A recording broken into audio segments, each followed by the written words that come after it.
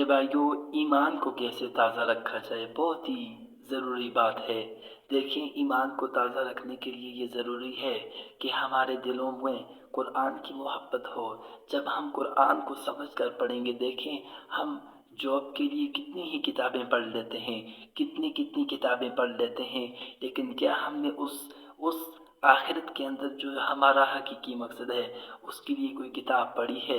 اے میرے بھائیوں، جب تک ہم قرآن کو سمجھ کر نہیں پڑھیں گے تو یہ کامیابی نہیں ہے۔ ہمارا ایمان اس وقت تک نہیں ایکٹیو ہوگا کہ جب تک ہم قرآن کو بار بار نہیں پڑھیں گے۔ اور قرآن کو پڑھنا کیسے ہے؟ صرف پڑھنا نہیں ہے میرے بھائیوں، اس کو سمجھ کر پڑھنا ہے۔ اور سمجھ کر پڑھنے کے بعد جب آپ نماز کے اندر اس قرآن کو پڑھیں گے، سمجھ کر پڑھنے کے بعد پڑھیں گے تو ایٹ لیسٹ کچھ تو ہمارا ایمان تازہ ہوگا۔ تو ایمان کو تازہ رکھنے کے لیے یہ بات ضروری ہے کہ ہمارا ایمان تب تازہ ہو جب قرآن